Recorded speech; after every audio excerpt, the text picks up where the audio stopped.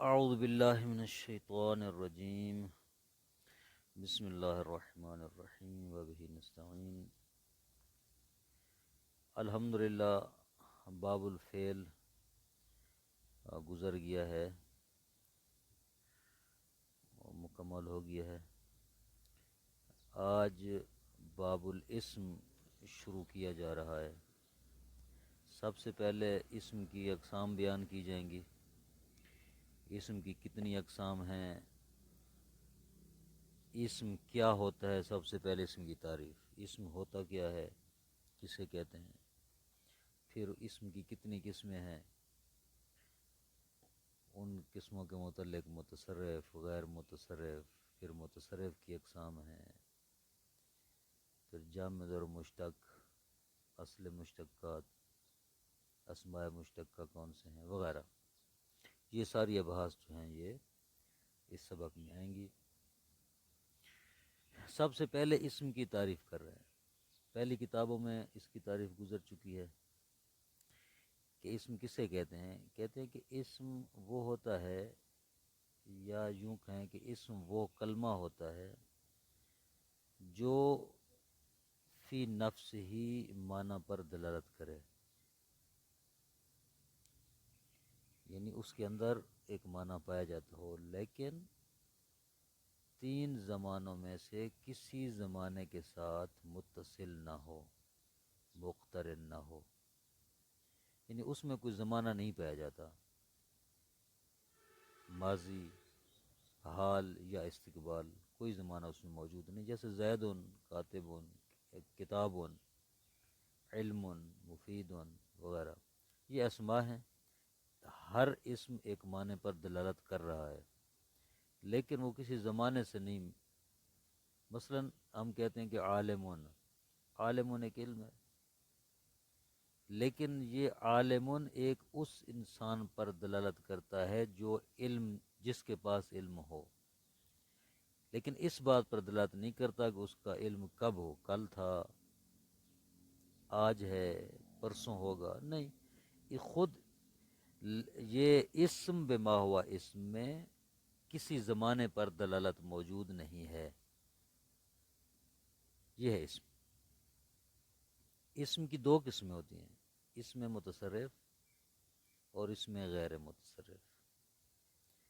اسم متصرف کیا ہوتا ہے؟ اسم متصرف وہ ہوتا ہے کہ جس کا تثنیہ، جمع، تصغیر بن سکے اور اس کو منسوب بھی کیا جا سکے، یعنی اس کی طرف نسبت بھی دی جا سکے۔ یہ چار خصوصیات پائی جائیں تو وہ اسم متصرف کہلائے گا۔ جیسے مثال دنوں نے کہ مدینہ تن، ابھی مدینہ جو ہے اس مدینہ میں چاروں حالتیں آ سکتی ہیں۔ مدینہ تان تثنیہ بن سکتا ہے، جمع بھی بن سکتا ہے مودونن، تصغیر بھی بن سکتا ہے مدینتون، اور اس کی طرح نسبت بھی دی جا سکتی ہے مدنیون، یعنی مدینے کے رہنے والا، مدینے والا۔ اسم متصرف وہ ہوگا جس میں یہ چار خصوصیات پائی جائیں، تثنیہ، جمع، تصغیر اور نسبت۔ اس میں غیر متصرف وہ اسم ہوتا ہے کہ جس کی حالتیں تبدیل نہ ہوں، اس کی ایک ہی حالت ہو بس۔ جیسے من، ایک ہی حالت ہے، اب من کا تثنیہ، جمع، تصغیر وغیرہ نہیں ہے، صرف ایک ہی حالت ہے۔ ہر حالت میں من ہے، نہ اس کی مذکر مؤنث ہونے میں فرق ہے، نہ تثنیہ جمع ہونے میں کوئی فرق ہے، بس ایک ہی حالت رہے گی۔ جیسے کہتے ہیں من الرجل الآتی، آنے والا بندہ کون ہے؟ یا عورت کے لیے ایک ہیں تو بھی یہی لفظ بولیں گے، اس میں فرق نہیں ہوگا۔ من المرأۃ الآتیہ، آنے والی عورت کون ہے؟ تو یہ من رہے گا، من میں کوئی تبدیلی نہیں آئے گی، مذکر کے لیے، مؤنث کے لیے، تثنیہ جمع کے لیے۔ اس میں متصرف کی دو قسمیں ہیں، جامد اور مشتق۔ جامد کون سا اسم ہوتا ہے؟ اس میں جامد وہ ہوتا ہے جو فعل کی اصل سے یعنی فعل کے مادہ سے ماخوذ نہ ہو، اس کو مادہ فعل سے عکس نہ کیا جائے. جیسے رجلن ایک مستقل اسم ہے، اس کو کسی فعل کے مادہ سے عکس نہیں کیا گیا. درہمن یہ بھی ایسے ہی ہے، اس کو کسی فعل کے مادہ سے عکس نہیں کیا گیا. مشتق جو ہے وہ اس کے برعکس ہوتا ہے. مشتق وہ ہوتا ہے جو مادہ فعل سے لیا جائے. جیسے ناظرن ناظرہ ینظرو سے لیا گیا ہے. مریض مارض یمرض یا یمرض سے لیا گیا ہے. مریض یہ مشتق ہوتا ہے. فعل مجرد کا جو مصدر ہوتا ہے وہ اصلی ترین مشتق وہی ہے جو فعل سے لیا جائے. سب سے بنیادی مشتق، اصلی ترین مشتق جو ہے وہی مجرد کا مصدر ہے. فعل مجرد کا مصدر جو باب مزید فی ہوتے ہیں ان کے جو مصادر ہوتے ہیں وہ اصلی مشتق نہیں ہیں، بلکہ وہ ماضی سے، فعل ماضی سے مشتق ہوتے ہیں. کیا فرق ہے؟ اصلی مشتق یعنی وہ ہے جو مادہ فعل سے مشتق ہو. مادہ فعل اصلی اصل فعل سے مشتق ہو، وہ تو ہوگی اصلی. لیکن جو ماضی سے ہے وہ مادہ فعل سے تو نہیں ہے، وہ خود مادہ فعل کے ایک مشتق سے مشتق ہے. ماضی خود مشتق ہے، تو ماضی سے وہ مشتق ہے، مادے سے مشتق نہیں ہے.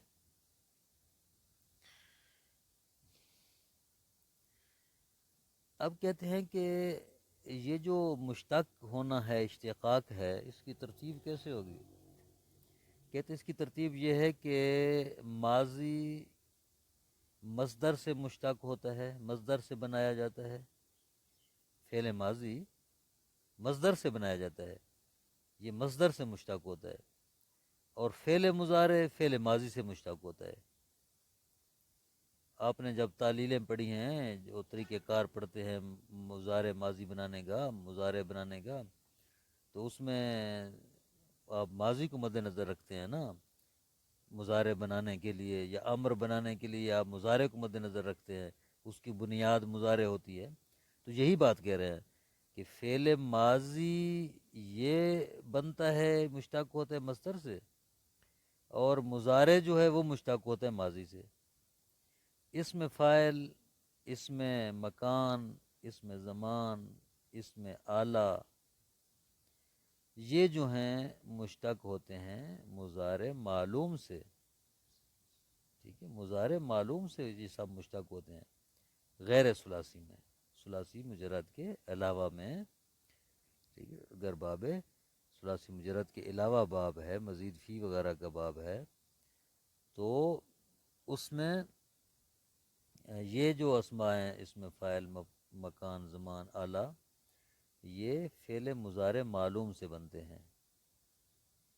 ٹھیک ہے، اور اس میں مفعول جو ہے یہ فعل مضارع مجہول سے مشتق ہوتا ہے. بس خلاصتاً یہ کہہ رہے ہیں کہ اسماء مشتق جو ہیں وہ 8 ہیں. یہ اسماء جو ہیں یہ کسی نہ کسی سے مشتق ہوتے ہیں.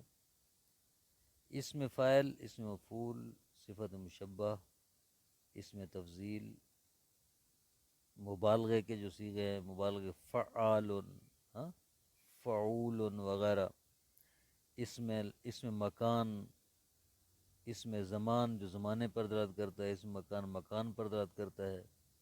اسم آلہ وہ جو آلے اور آلات پر دلالت کرتا ہے. یہ 8 کے 8 جو ہیں یہ مشتق ہیں. ٹھیک ہے، ہاں دیکھیں ترجمہ دیکھیں اس کا.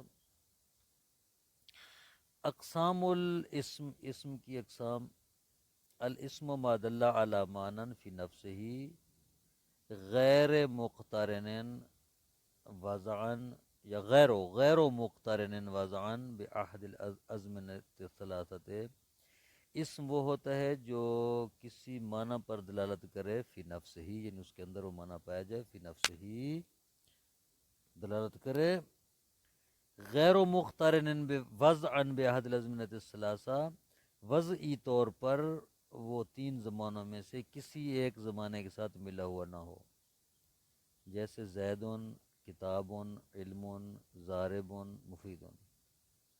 یہ سب اسماء ہیں جو کسی نہ کسی معنی پر دلالت کرتے ہیں، لیکن ان میں کوئی زمانہ نہیں پایا جاتا، زمانے پر دلالت نہیں کرتے۔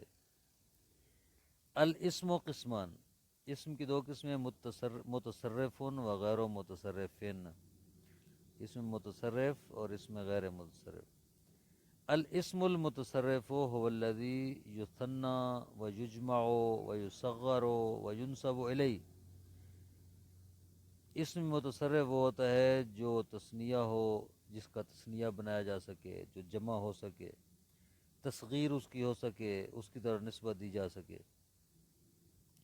نہ وہ مدینہ تن، جس طرح مدینہ ہے، فإنه يقال فيها، اس میں کہا جاتا ہے مدینہ تان، تثنیہ یعنی بن سکتا ہے۔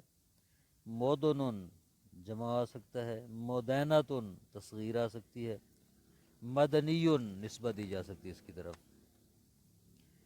الاسم غیر متصرف وہو ما یلازم حالتا واحدتا، اس میں غیر متصرف وہ اسم ہوتا ہے جو ایک ہی حالت کو لازم ہو، اس کی صرف ایک ہی حالت ہے اور حالت نہیں بدل سکتی، جیسے من، فیقال فیہ، اس من میں کہا جاتا ہے من الرجل الآتی، کون ہے آنے والا مرد، و من المرأۃ الآتی، کون ہے آنے والی عورت، بصورت واحدہ، ایک ہی صورت میں یہ من آئے گا، مع المذکر والمؤنث والمثنی والجمع، مذکر مؤنث تثنیہ جمع سب کے ساتھ ایک ہی شکل میں آئے گا، ایک ہی صورت میں آئے گا۔ الاسم المتصرف نوعان، اسم متصرف کی دو قسمیں ہیں، جامد و مشتق، ایک جامد ہوتا ہے دوسرا مشتق ہوتا ہے۔ الاسم الجامد ہوا ما کان غیر ماخوذ من اصل الفعل، اس میں جامد وہ ہوتا ہے جو اصل فعل سے ماخوذ نہ ہو، جیسے رجل، درہم، یہ کسی فعل سے ماخوذ نہیں ہے، کسی فعل کے مادہ سے نہیں ماخوذ ہوئے۔ والمشتق ہوا ما اخذ من اصل فعل، مشتق وہ اسم ہوتا ہے جو اصل فعل سے ماخوذ ہو، جیسے ناظر، ناظرہ سے، مریض، مرضہ سے۔ اصل المشتقات المصدر المجرد، اصل مشتقات یعنی سب مشتقات میں جو اصلی مشتق ہے وہ مصدر مجرد ہے، یعنی فعل مجرد کا مصدر ہے، مزید فی کا نہ، مجرد۔ اما المصادر المزیدہ، تو بہرحال وہ جو مصادر مزید فی ہیں، مزید فی کے جو مصادر ہیں، فإنها مشتقۃ من الماضی، وہ ماضی سے مشتق ہیں، اصلی مشتقات نہیں ہیں، اصل فعل سے مشتق نہیں ہیں بلکہ ماضی سے مشتق ہے۔ فائدۃ ترتیب هذا الاشتقاق ان یبن الماضی من المصدر، اس اشتقاق کی، اس مشتق ہونے کی ترتیب یہ ہے کہ ماضی مصدر سے مشتق ہوتا ہے، والمضارع من الماضی، اور مضارع ماضی سے مشتق ہوتا ہے۔ اما اسم الفاعل واسم المکان والزمان واسم الآلۃ فی غیر الثلاثی، اسم فاعل، اسم مکان، اسم زمان، اسم آلہ ثلاثی غیر ثلاثی کا، فجمیعها تبنى من المضارع المعلوم، یہ سب کے سب، یہ چاروں کے چاروں بنائے جاتے ہیں مضارع معلوم سے۔ وَيُبْنَى اسْمُ الْمَفْعُولِ مِنَ الْمُضَارِعِ الْمَجْهُولِ، اور اس میں مفعول مضارع مجہول سے بنایا جاتا ہے۔ الاسماء المشتقۃ ثمانیۃ، اسماء مشتق جو ہیں وہ 8 ہیں۔ واہیا اسم الفاعل واسم المفعول والصفۃ المشبہۃ وافعال التفضیل وامثلۃ المبالغۃ واسم المکان واسم الزمان واسم الآلۃ، یہ 8 جو ہیں، اس میں فاعل، مفعول، صفت مشبہ، اس میں تفضیل، مبالغہ کے صیغے، اس میں مکان، اس میں زمان، اور اس میں آلہ، یہ 8 اسماء مشتقہ ہیں۔ صلی اللہ علی محمد و آلہ وسلم.